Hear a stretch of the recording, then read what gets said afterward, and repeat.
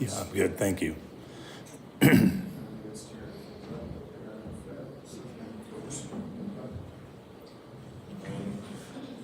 Recording in progress.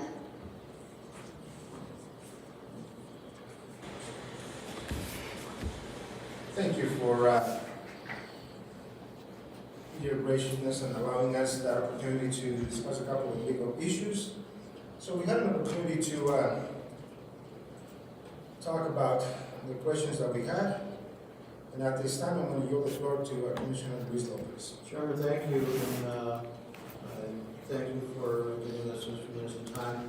Regarding some clarification for me, regarding some comments made regarding the application today, all the decisions based on will be given today based on the testimony that has been provided for us today, regardless of a conversation with, prior conversation with the regional director of CDOT. So all testimony that was here today will be the determining factors for the decision being made. I believe Commissioner Hasselman had a follow-up question for Mr. Ryder on the construction. Can I just ask, okay, so are you going to be using local contractors for the construction of this facility? So we typically use general contractors that are more local to the Salt Lake office, and then they reach out to more local subcontractors for this. So once the building permit has been approved, we go out to bid, and so there's opportunities for contractors to submit their proposal based on their trade. Thank you. And then also on the employee issue, hours of operation, this will be 24 hours a day? Yeah, so this store will employ between 15 and 20 employees over various shifts. Our intended operations is 24/7. The employees that we employ will have the same benefits package as I do working out of the headquarters office, 401k matching, healthcare, stuff like that. So they, and Maverick offers a tremendous benefits package, so I think it would be a great opportunity for local seeking employment to apply to Maverick. And I just wanted to put out there that if approved and moved forward as the site plan shows on the packet here, it's going to be about a $10 to $12 million investment for Maverick. So we don't take any decision lightly, and our due diligence is long and thorough. So I just wanted to put that out there. Again, thank you for the opportunity to provide my testimony here. Thank you. Chairman, thank you. I'd like to move forward at this time. Mr. Ryder, I believe all the questions that I've had that the board has had been answered, and all testimony has been taken here today. So, Chairman, if I may so make a motion to approve application 24-002 by Maverick Incorporated with the caveat and the stipulations that all permitting processes occur within the city of Trinidad and Los Angeles County, and along as well as any approval or necessary agreements with CDOT are to incur, and also with the city of Trinidad, despite any annexation, the city sewage and water will be supplied and agreed upon. Thank you. Second the motion? Commissioner Hess, Yes. Commissioner Luis Lopez, Yes. Commissioner Felix Lopez. Yes. So, Mr. Ryder, you'll continue to work closely with Mr. Lucero, Mr. Dorican. Keep the communication open. Once you go through the process with the city, provide all the documentation. And so this pretty much concludes this public hearing. It is now 10:45. This meeting is closed. Thank you. Thank you, sir. Congratulations. Thank you very much. Thank you, Mr. Lucero. So at this time, we're going to go to, we don't have any items on section 8. We're going to go to section 9, new business.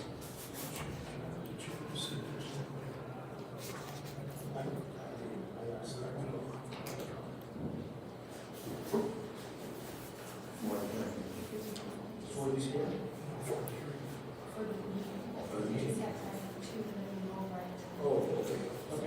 Yeah. In person. All right. I don't want to be remiss, so anyone that is online due to the time constraint that we had prior to the public hearing, is there anyone online that would be interested in using this forum for public comment?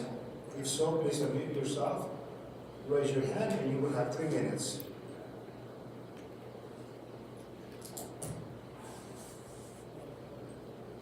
Thank you for that, Mr. Dorian. Hearing none, we're going to go to section 9. 9A, consideration of Prairie Stokes, Colorado Department of Public Health and Environment change of contact information. Mr. Dorian. Commissioners, before you for your consideration is the changing of the contact information for our Prairie Stokes stormwater permit. Used to be changed to Commissioner Lopez. I think in the past it was myself, it used to be Commissioner Lopez. Which commissioner? Felix. I'm sorry? Which commissioner? Felix? Excuse me, yes. Chairman Lopez. Commissioners, any questions on that? Any additional information? Go ahead. I would move to approve the Prairie Stokes, Colorado Department of Public Health and Environment change of contact information. Second the motion? Commissioner Luis Lopez? Yes. Commissioner Hess? Yes. Commissioner Felix Lopez? Yes. 9B, consideration of TK elevator modernization of courthouse elevator proposal. Mr. Dorian. Commissioners, we sought and were successful in receiving a grant from the underfunded to upgrade our elevator and also county court. And as part of that grant, TK Elevator submitted a proposal to do the upgrades. I lost my spot here, $236,966.12. My opinion, and ask council to chime in, that the board can do this under either the procurement policy under sole source or specific brands. That elevators, software and hardware are manufactured by a certain company, and that company's agent or vendor is TK Elevator. TK is the one that's been working on this elevator since I think it was changed out, heaven knows when. So I asked the board to approve this estimate of $236,966.12, and it is subject to change because their work will not commence until November 6th at the earliest, once elections are over and once our HVAC upgrades are complete, because the elevator will be needed for elections and will also be needed for transporting stuff from the first floor to the second and the third floors for our HVAC renovation. Thank you. And so, Mr. Dorian, you have had ample discussions with the courts and all the providers of the second floor. Yes, sir. The second floor, I believe we're okay with. It's the third floor of the courts that may play into issue once this elevator does go down for renovation. And the courts have a couple of thoughts. One is they'll try and alleviate as much of their docket as they possibly can. And if they do have a court that is necessary, they'll seek a different venue to hold that court. Within the courthouse? Not necessarily. If it is a large, anticipated large attending venue, they're going to seek probably some enclosed area that has a lot more seating capacity than any place here in the courthouse. Nonetheless, this is at an impasse where renovation is necessary, especially for our future use of this building at this point in time, so. I'm continuing to discuss the contract with you and the provisions Mr. Dorncamp discussed prior to any vote, if we could. So if we wanted to just table and vote in executive. Thank you. Thank you, Council. I don't have any other concerns, Chairman. The only other question I have, Mr. Camp, and I know the supply chain and or complexity when we get there, the timeline that is outlined, they're gonna start doing the ordering, the process, all the parts will be here. What is the timeline that they're specifying to actually do the physical work on that, on the shaft and all the equipment that needs to go in there? 6 to 9 weeks, I believe, is what they said the elevator would be down. And so the courts understand 6 to 9 weeks that possibly we won't have access to the third floor. Courts are well aware of that, Commissioner. They've been in on the conversation from the start. In the event that we have somebody that's handicapped, just for everybody's knowledge, then are we gonna require an additional FTE probably for, like the clerk? I think statute, and correct me if I'm wrong, counsel, but I believe statute allows for the accommodation of someone who needs that accommodation. So if someone needs them for their clerks and the elevator's down and you have no other way to get to the clerk's office, then it's up to the clerk then to sit someone down. So to answer your question, I can't see why you would take another FTE in any of those offices on the second floor, third floor, or first floor to accommodate folks who may need that accommodation. And to add to that, Commissioner, maybe once this process takes place, if it takes place, then we have the newly renovated conference room that we allow any other elected officials from the second floor access to, or any other meeting space that we have on the first floor available if there's multiple needs at the same time, whether it be in administration offices or otherwise, to accommodate them. So I think that would be a non-starter or a non-issue, as long as we communicate that with our elected officials' offices, that this will possibly be necessary. I also have access to drives to where an employee can put on my computer and actually go to YouTube drives, since I'm on the first floor. I can tell Carrie that. Okay. And their employees are welcome to use my computer, so I have access to drives for that. Or we set up another one, a Yeah. backup computer. But they're welcome to come in if they have somebody, they can just sit on my thing and they can wait on somebody. In case I'm not here or something. Yeah, anybody can go in. And also, Mr. Nordkamp, in the event that this is gonna take a while, and are these costs locked in? No, sir, they're not. So there's fluctuation in case something should go. TK Elevator has made it clear that since we are postponing this project until November, that any inflationary increases will have to be absorbed by the county. But thank you, Finance Director Colby. She built enough, perhaps I call it leeway in that grant application that we believe we would be okay unless, of course, really been skyrocketing the materials prices. So we should be covered on all of this. And I need to stress too, I guess I should have stressed the need to change out the elevator. This past summer, 2023 summer, I think that elevator was down 6 different times. And it's an old elevator, the software and the hardware are antiquated.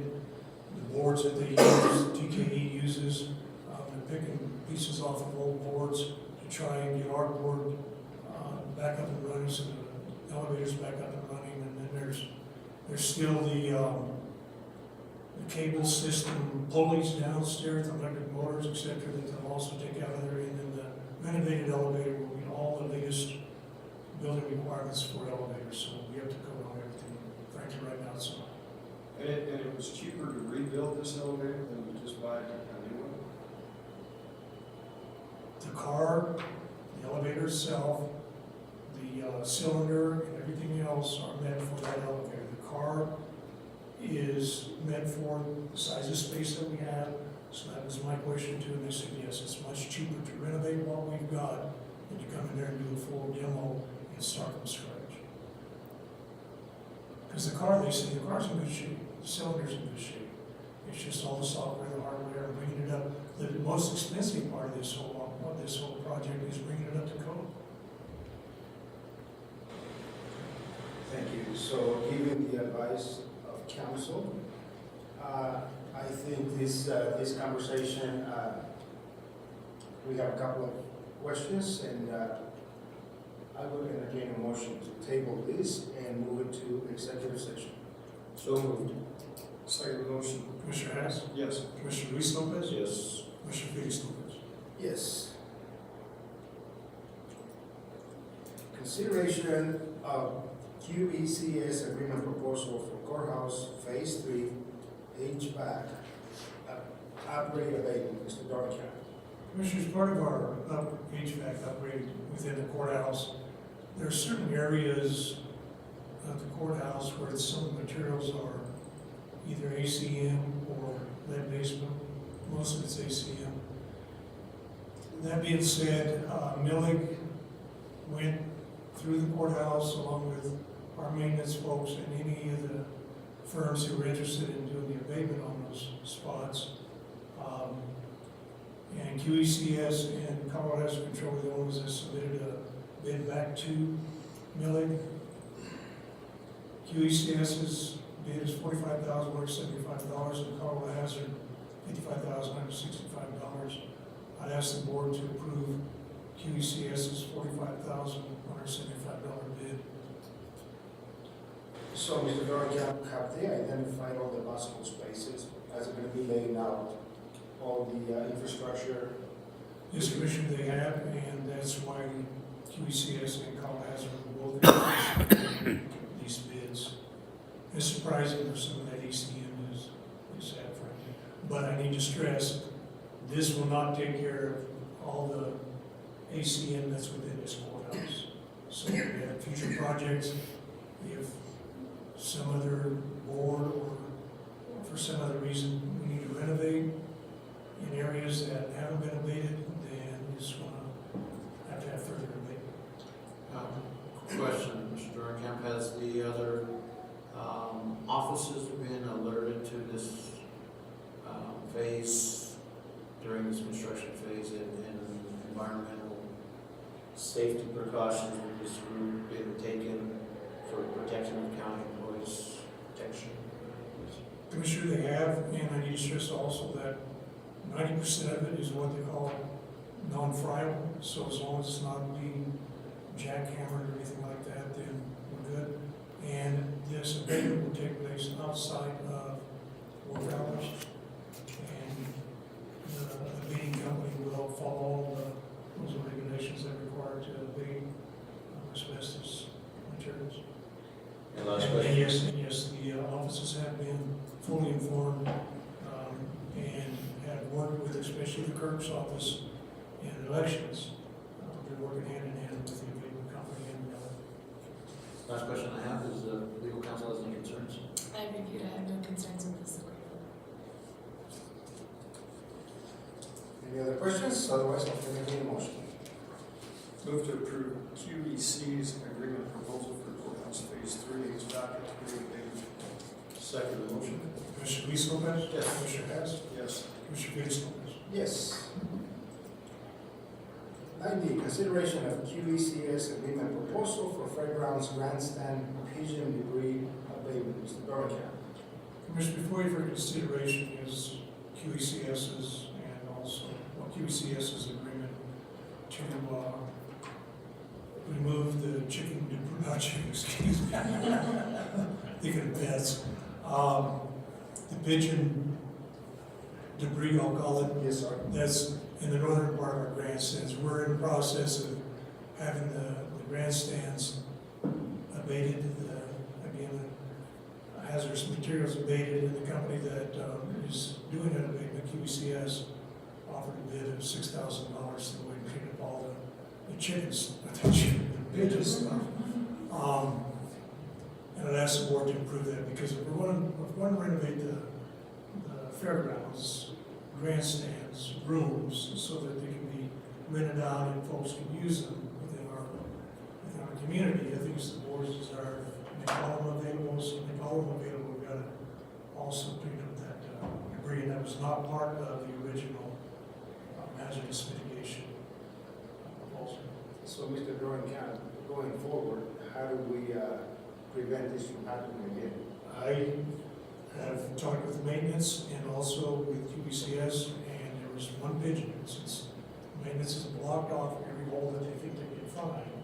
There was one pigeon in there, and it was maintenance opinion that the one pigeon must have been in there whenever they closed everything up.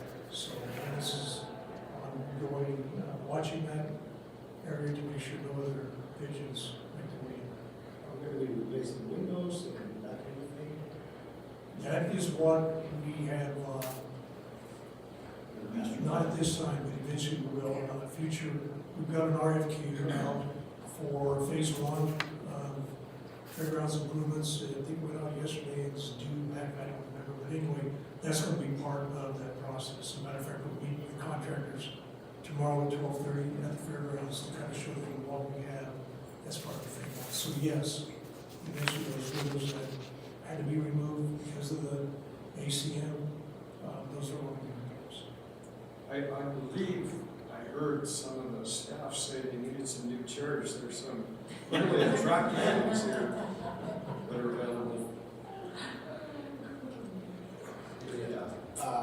On that note, any additional discussion on that? I'll entertain a motion. Any questions or concerns from legal counsel?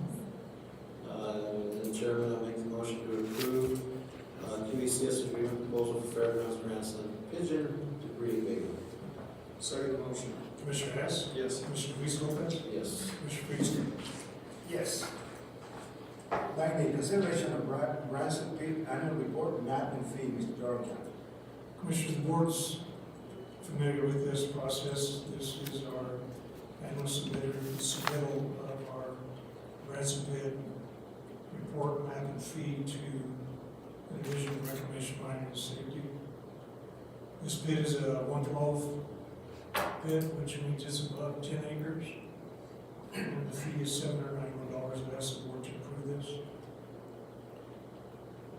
Sir, Commissioners, any discussion, any questions?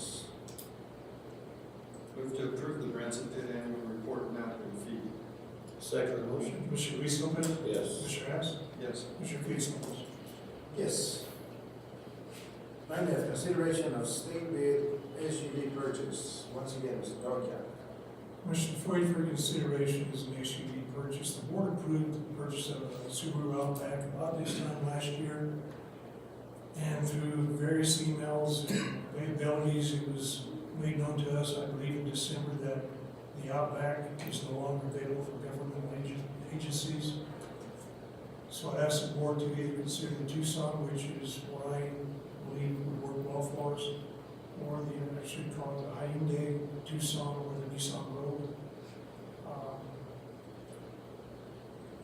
I thought, sorry, the Hyundai Tucson would work well for us, and it is a little less expensive than the Rogue. It has a, I believe it's a 60,000 mile, 60-month bumper warranty, whereas the Rogue, I believe, is 30,000 in 30 months.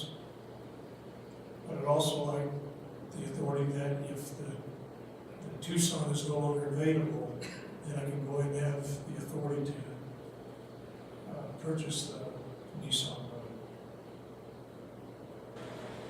Thank you, Mr. Dorcas. Any discussion, any questions? I'll entertain a motion. Motion to approve the state bid SUV purchase for either vehicle. Does it need to be said to give them that authority? No, okay. I'm sorry. Second motion. Sorry. Commissioner Hess, Yes. Commissioner Luis Lopez. Yes. Commissioner Priestley. Yes. Section 10, consideration of bills and payroll for the second half of January 2024. Finance Director Coburn. Payroll as of January 31st of 2024 is $212,446.92. Do you have any questions on payroll?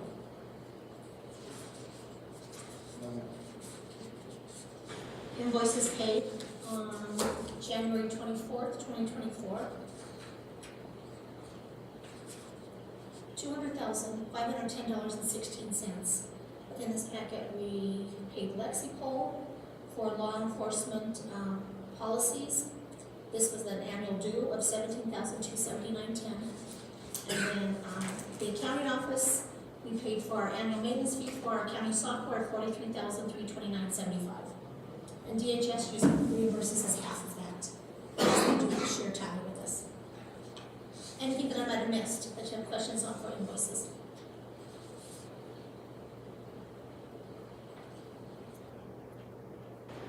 Any questions?